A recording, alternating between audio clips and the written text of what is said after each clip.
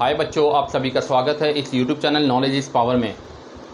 Today you have come on the question number 2 of exercise 1.6। जैसा कि मुझे समझ आ पा रहा है कि आप लोगों के क्वेश्चंस जो हैं कमेंट बॉक्स में बहुत कम आ रहे हैं। इट मीन्स कि you are learning from this channel and ensure कि you are well versed for this math and I think you are getting understanding all the things. तो अगर आपको कोई प्रॉब्लम आती है फिर भी इन केस, तो please drop the comments in the comments box. I will try my best to solve this, right. तो बिना देर किए हुए हम क्वेश्चन नंबर 2 की तरफ आते हैं। Find 9 to the power 3/2, second है 32 to the power 2/5 and third है 16 to the power 3/4 and fourth है 125 to the power -1/3।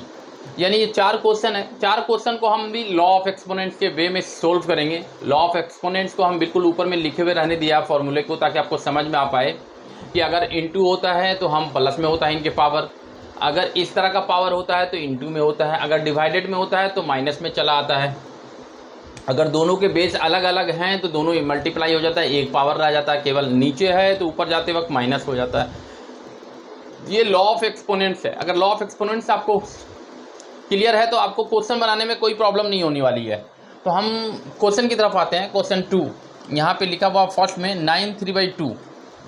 9 3/2 को 9 को देखो फैक्टर करोगे तो आप 3 3 9 यानी 2 बार 3 आ जाएगा, यानी 3 जो है 2 बार आएगा। इसको हम ऐसे लिख सकते हैं 3 3 9 यानी 3 जो है 2 बार है, 3 × 3।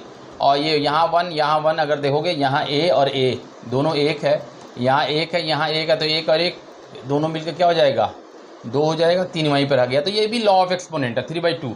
तो 9 को हम लिखो 3/2 और इसके ऊपर क्या है 3/2, तो क्या हो गया 3 2, ये 2 m वाला 2 और ये 3/2 ny वाला 3/2। m की जगह पे 2 है, n की जगह पे 3/2 है, तो दोनों क्या होगा मल्टीप्लिकेशन। 2 से 2 कट गया, 3 पे कितना हो गया 3। तो ये इसको कितना बार लिखेंगे 3 बार, क्योंकि 3 यहाँ पे है। 3 3 9 9 3 27 आंसर हो गया। बहुत इजी है ये, फर्स्ट क्वेश्चन के जैसा है। जैसे फर्स्ट में आपने क्वेश्चन सोल्व किया था उसी तरह से सेकंड का भी क्वेश्चन है। बहुत इजी है। केवल और केवल यू नीड टू अंडरस्टैंड कि हाँ जी हमें प्रॉब्लम कहाँ आ रहा है, हमें समझ कहाँ नहीं आ रहा है। अगर आपको ये क्लियर हो जाएगा कि हमें समझ कहाँ नहीं आ रहा, आपकी जो लूप होल है, लूप पॉइंट है, जो वो आप अगर पकड़ लेते हैं अपने माइंड का, अपनी चीज़ों का, तो you will just drop your comments कि हाँ जी मुझे इस पॉइंट पे क्लियर नहीं हो पा रहा है, तो आपको आंसर दिया जाएगा। क्लियर। नेक्स्ट हम क्वेश्चन नंबर 2 की तरफ आते हैं। अगर तो आप यहाँ देखोगे क्वेश्चन नंबर 2 की तरफ अगर हम आते हैं तो आप यहाँ देखेंगे 32 to the power 2/5 है दूसरा वाला जो क्वेश्चन है।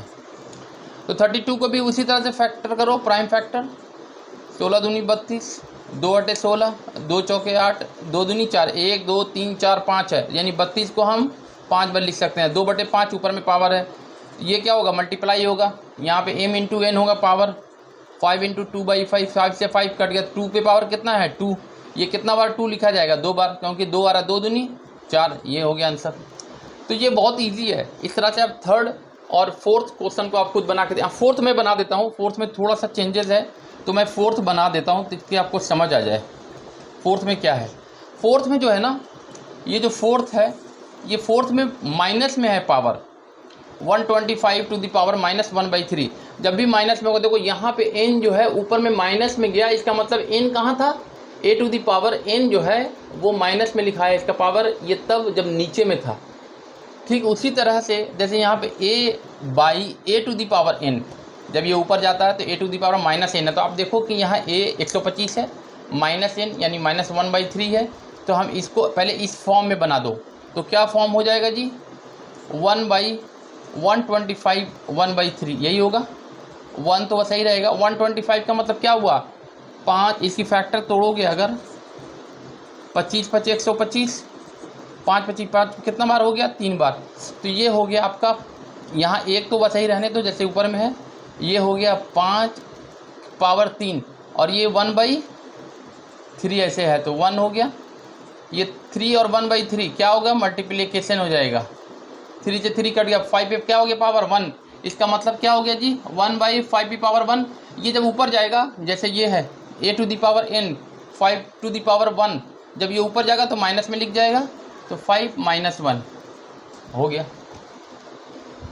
इसलिए मैंने आपको फोर्थ का बता दिया, ताकि आप थर्ड का क्वेश्चन जो है बाकी जैसा ही है, ओल्ड है, आप बना सकते हैं, कोई प्रॉब्लम नहीं है।